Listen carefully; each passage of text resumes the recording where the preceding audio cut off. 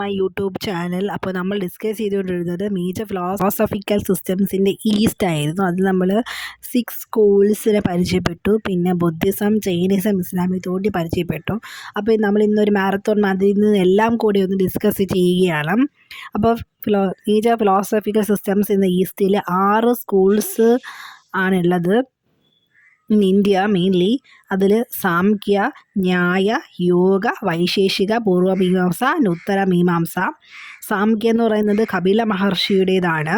ന്യായ by Gautama Maharshi, Yoga by Patanjali Maharshi, Vaisheshika by Kanada Maharshi, Purvamimamsa by Jaimini Maharshi, Uttaramimamsa by Vyasa Maharshi.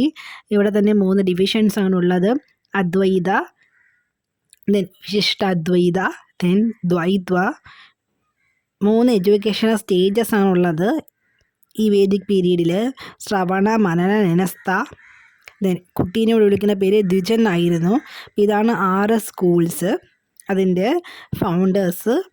Then ദ്വിജൻ, ഇത് കാര്യങ്ങളെല്ലാം. ഇനി നമ്മൾ നേരെ പോയത് ബുദ്ധിസം, ജൈനിസം ആൻഡ് ഇസ്ലാമിക് തോട്ടിലേക്കായിരുന്നു. ഇനി ബുദ്ധിസത്തിൽ നമുക്ക് പറയുന്ന പോലെ, എല്ലാവർക്കും അറിയുന്ന പോലെ ബുദ്ധിസത്തിൻ്റെ ഫൗണ്ടർ ബുദ്ധനായിരുന്നു. അവിടെ പഠിപ്പിച്ചിരുന്ന ലാംഗ്വേജ് എന്ന് പറയും, ഏത് ലാംഗ്വേജാണ് പഠിപ്പിച്ചിരുന്നത്? പാലി. ദെൻ റിലീജിയസ് ടെക്സ്റ്റിൻ്റെ പേര് ത്രിപീഡിക എന്നായിരുന്നു. ഗുരുവിൻ്റെ പേര് ഭിക്ഷു. പബജ ആയിരുന്നു ഇനിഷ്യേഷൻ സെറമണി എന്ന് വിളിക്കുന്നത്.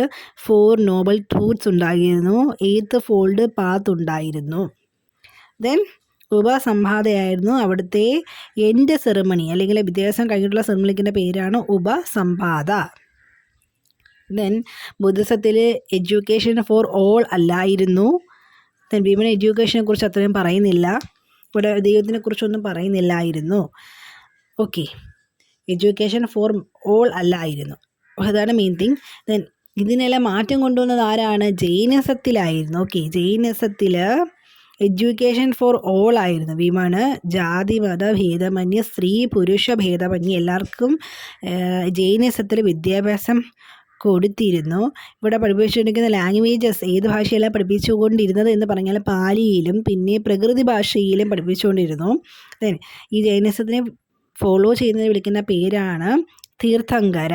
ഇതിന് ഫൗണ്ടർ എന്ന് വിളിക്കാൻ സാധിക്കുന്നത് നമ്മൾ 24th തീർത്ഥങ്കരയായിട്ടുള്ള വർത്തമാന മഹാവീരയാണ് ജൈനിസത്തിൻ്റെ ഒരു ഫൗണ്ടർ നമുക്ക് വിളിക്കാൻ സാധിക്കുന്നത്. ദെൻ വർത്തമാന മഹാവീരയ്ക്ക് ശേഷം ബിംബസാരയാണ് ജൈനിസത്തെ ഫോളോ ചെയ്തുകൊണ്ടിരുന്നത്. ഈ സമയത്ത് തന്നെ ഇന്ത്യയിൽ 2ആയിട്ട് വിഭജിച്ചു പോയി. സദേൺ ഇന്ത്യയിൽ ഭദ്രബാഹുവും നോർത്തേൺ ഇന്ത്യയിൽ സ്ഥൂലഭദ്രയും ഫോളോ ചെയ്തുകൊണ്ടിരുന്നു. സദേൺ ഇന്ത്യയിൽ ഭദ്രബാഹു കൊണ്ടുവന്നത് ദിഗംബര എന്ന കൺസെപ്റ്റാണ്, വിച്ച് ഈസ് ഡ്രസ്സ് ഇല്ലാത്ത ഒരു കൺസെപ്റ്റ്. അങ്ങനെ അതിൻ്റെ ഫോളോവേഴ്സ് ഡ്രസ്സ് ധരിക്കുന്നില്ല. നോർത്തേൺ ഇന്ത്യയിൽ സ്ഥൂലഭദ്ര കൊണ്ടുവന്നത് ശ്വേതാംബര എന്നുള്ളൊരു കൺസെപ്റ്റാണ്, വൈറ്റ് ഡ്രസ്സ്, വെള്ള ഡ്രസ്സ് അല്ലെങ്കിൽ വെള്ള വസ്ത്രധാരികൾ. ദെൻ ജൈനിസത്തിൽ പറയുന്ന ഒരു ഇമ്പോർട്ടൻറ്റ് കാര്യമാണ് 3 ജുവൽസ് ഓഫ് ജൈനിസം. ദെൻ പഞ്ചശീലങ്ങൾ അല്ലെങ്കിൽ മഹാവിനയ ശീലങ്ങൾ എന്നുള്ളത്. ഇസ്ലാമിക് തോട്ടിൽ വരുമ്പോൾ കംപ്ലീറ്റ്ലി മുസ്ലിം കൈൻഡ് ഓഫ് ഓറിയൻറ്റേഷനാണ്. മുസ്ലിമായിട്ട് എങ്ങനെ ജീവിക്കാം, മരിക്കാം, അത് കഴിഞ്ഞുള്ള മരണാന്തര ജീവിതം, എങ്ങനെ നല്ല മുസ്ലിമായി ജീവിക്കുക, ഇതെല്ലാമാണ് മുസ്ലിം, ഒരു ഫുള്ളി മുസ്ലിം കൺസെപ്റ്റാണ് ഇസ്ലാമിക് തോട്ട് എന്ന് പറയുന്നത്.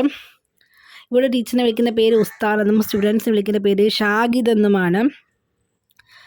ഇവിടെ ഇനിഷ്യേഷൻ സെറമണിൻ്റെ പേര് ബിസ്മില്ല എന്നാണ്.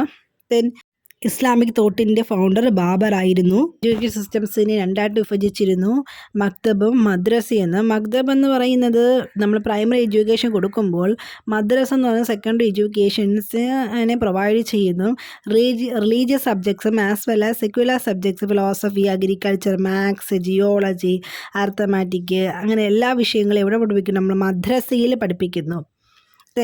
ഇവിടെ ഇവർക്കൊരു ബുക്കിൻ്റെ പേരുണ്ട്, വുഡൻ ബുക്കിൻ്റെ പേരാണ് താക്തീസ്. ഇത്രയാണ് 3ൻ്റെ ഒരു കമ്പാരിസൺ എന്ന് പറയുന്നത്. അതോടുകൂടി നമ്മുടെ മേജർ ഫിലോസഫിക്കൽ സിസ്റ്റംസിൻ്റെ ഈസ്റ്റ് ഒരു കംപ്ലീറ്റ് ഐഡിയ കിട്ടിയെന്ന് വിചാരിക്കുന്നു.